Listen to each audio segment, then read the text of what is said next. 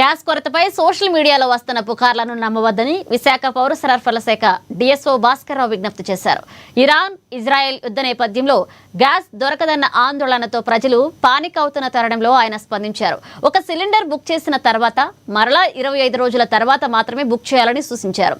ప్రభుత్వ హాస్టళ్లు ఆసుపత్రులకు నిరంతరాయంగా గ్యాస్ సరఫరా అందుతోంది అంటున్న విశాఖ పౌర సరఫరాల శాఖ డిఎస్ఓ భాస్కర్రావుతో మా Uttarandhra regional coordinator Avatar Yadav face to face. కొరతగా ఉన్నాయి. దీనికి సంబంధించి గ్యాస్ నిల్వలు కూడా చాలా తక్కువగా ఉన్నాయని చెప్పి ఈ మధ్యకాలంలో సోషల్ మీడియాలో చక్కెరలు కొడుతున్న వ్యవహారం గ్యాస్ వినియోగదారులు అయితే మాత్రం చాలా ఇబ్బంది పెడుతున్నది. దీనికి సంబంధించి ప్రతి ఒక్క గ్యాస్ ఏజెన్సీ దగ్గరికి వెళ్ళి ప్రజలైతే మాత్రం పడిగాపులు కాసుకునే పరిస్థితి కనబడుతుంది. దీనికి సంబంధించి మనతో మాట్లాడడానికి విశాఖపట్నం డిఎస్ఓ భాస్కర్రావు గారు ఉన్నారు. ఆయన అడిగి తెలుసుకుందాం. సార్ నమస్తే సార్. ఇప్పుడైతే ప్రజలైతే మాత్రం గ్యాస్ కోసం అయితే ఆపసోపాలు పడుతున్నారు. అసలు నిజంగా కొరత ఉందండి.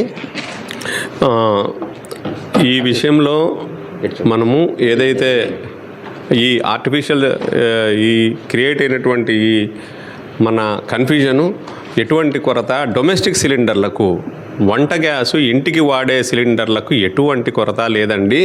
దాని గురించి ఎవ్వరూ ఆందోళన చెందాల్సిన అవసరం లేదు, ప్యానిక్ కావాల్సిన అవసరం లేదు. మీకు ఏదైతే బుకింగ్ 25 రోజులకు తీసుకుంటుందో ఆ 25 రోజుల తర్వాతనే మీరు అటెంప్ట్ చేయాలి గ్యాస్ బుక్ చేయడానికి.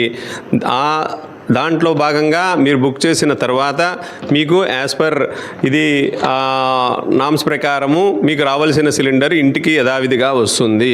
దీనిపైన ఎటువంటి ఆందోళన చెందాల్సిన అవసరం లేదు గృహ వినియోగదారులు.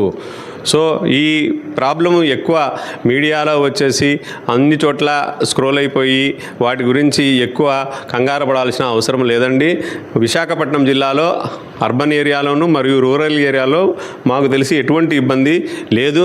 మేము ఉన్నటువంటి స్టాటిస్టిక్స్ ఉన్నటువంటి ఫిగర్స్ ప్రకారము మా అధికారులు జాయింట్ కలెక్టర్ గారి ఆదేశాల మేరకు మేము అన్నీ వెరిఫై చేసుకుంటున్నాము.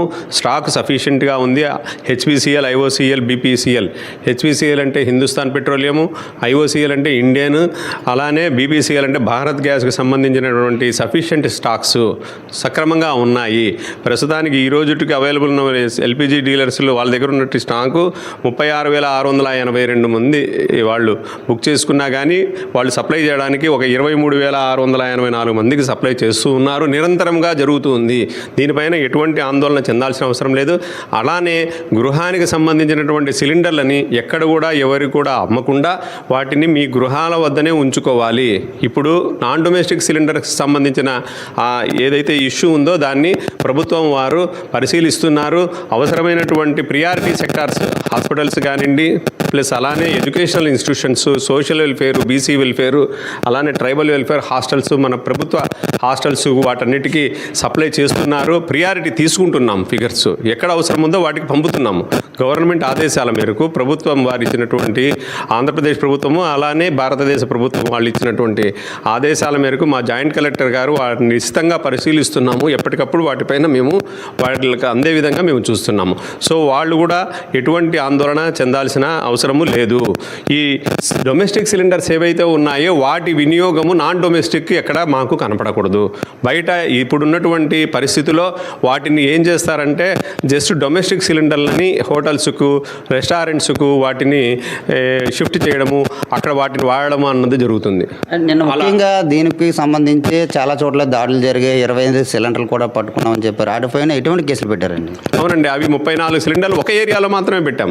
ఇంకా నిరంతరం కొనసాగుతున్నాయి. ఇప్పుడు గాజువాకలో కూడా తిరుగుతున్నారు మా వాళ్ళు. సో నిరంతరము పర్యవేక్షణ ఉంది. సో ఆ 34 సిలిండర్లు ఏవైతే ఏ ఎస్టాబ్లిష్మెంట్స్, కమర్షియల్ ఎస్టాబ్లిష్మెంట్స్లో దొరికాయో వారిపైన 6A కేసులు అన్నది ఎసెన్షియల్ కమోడిటీస్ యాక్ట్ 1955 ప్రకారము చర్య తీసుకోబడతాయి.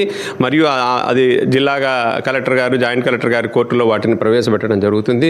అప్పుడు వాటికి అది ప్రాపర్టీ ఆఫ్ ది గవర్నమెంట్ కాబట్టి ఆ సిలిండర్స్ని సీజ్ చేసి వాటిని కాన్ఫిస్కేట్ చేయడం జరుగుతుంది. అంటే ముఖ్యంగా ప్రజలకు ఏం చెప్తారు సార్? ఇప్పటికే 60 రూపాయలు గ్యాస్ పెరిగింది. దీనిపైన ఇంకా పెరిగిపోతుంది దొరకదు అనే అది భ్రమలోనే అయితే ఉన్నారు. ప్రజలకి ఏం చెప్తారు? ఇది గ్యాస్ పెంపుదల వాటి ఖరీదుకు సంబంధించినది ప్రభుత్వం వారు నిర్ణయించిన ధర. అది మా చేతుల్లో ఏముండదు కాబట్టి దీనివల్ల అసలు ఎందుకే ఇంకా కొంచెంగా పెరిగిపోతాయి, అసలు దొరకదు అనే పరిస్థితి అయితే లేదండి. అది అవాస్తవము. ఆ గ్యాస్ ధర పెరగడము అన్నది అది ప్రభుత్వం వారు నిర్ణయించిన ధర కాబట్టి అది ప్రతి ఒక్కరూ దానికి మనం నిబద్ధులై ఆ ధరను మనం చెల్లించాల్సి ఉంది. అలానే ఇప్పుడు ఏదైతే ఉందో ఈ డొమెస్టిక్ సిలిండర్స్ మాత్రం నాన్ డొమెస్టిక్ కింద వాడకూడదు. ఇంకొకటి కూడా రీఫిల్లింగ్ అన్నది కూడా జరుగుతుంది. అట్లాంటి వాటికి కూడా మేము వాచ్ పెట్టాము. రీఫిల్లింగ్ అంటే ఇప్పుడు చిన్న సిలిండర్ల నుంచి పెద్ద సిలిండర్లోకి అంటే నాన్ డొమెస్టిక్ రీఫిల్లింగ్ చేస్తారు. అది కూడా చాలా చట్టరీత్యా నేరం. అది కనుక జరిగిందంటే కనుక అవి బ్లాస్ట్ జరగడము మన వైజాగ్లో చాలా చోట్ల చూశారు మీరు. బీచ్ రోడ్లో కూడా ఆ మధ్య రీఫిల్లింగ్ చేస్తూ చాలామంది చనిపోయారు, లైఫ్స్ కూడా పోయాయి. సో అలా రీఫిల్లింగ్ చేసేటటువంటి వారిపైన కూడా కఠినమైన చర్యలు తీసుకొనబడతాయి. అంటే వారిపైన కాకుండా దాన్ని ప్రోత్సహించే వారిపైన కానీ ఆ గ్యాస్ ఏజెన్సీ ఏదైతే ఉందో అలా సప్లై చేసి అట్లాంటివి ఎవరన్నా ఇన్వాల్వ్ అయి ఉన్నా వాళ్ళపైన తీవ్రమైన చర్యలు తీసుకొనబడతాయండి. Thank you. ఇది డిఎస్ఓ గారు చెప్తున్నది. ప్రజలైతే మాత్రం ఎటువంటి భ్రమలకి లోనవద్దు. ప్రస్తుతం అయితే కావాల్సినంత స్టాక్ అయితే ఉంది. ఇది డొమెస్టిక్ సిలిండర్లు ఎవరైనా సరే నాన్ డొమెస్టిక్ వాడితే వారిపై కఠిన చర్యలు తీసుకుంటాము. ప్రజలైతే మాత్రం ఆందోళన చెందొద్దు. ఇప్పటికే మీకు కావాల్సినంత స్టాక్ అయితే మా దగ్గర ఉందని డిఎస్ఓ గారు చెప్తున్న పరిస్థితి కనబడుతుంది. చూస్తూనే ఉండండి ఏఎన్ఎన్ టీవీ. కెమెరా పర్సన్ రాజాతో అవతారేదో ఏఎన్ఎన్ టీవీ విశాఖపట్నం.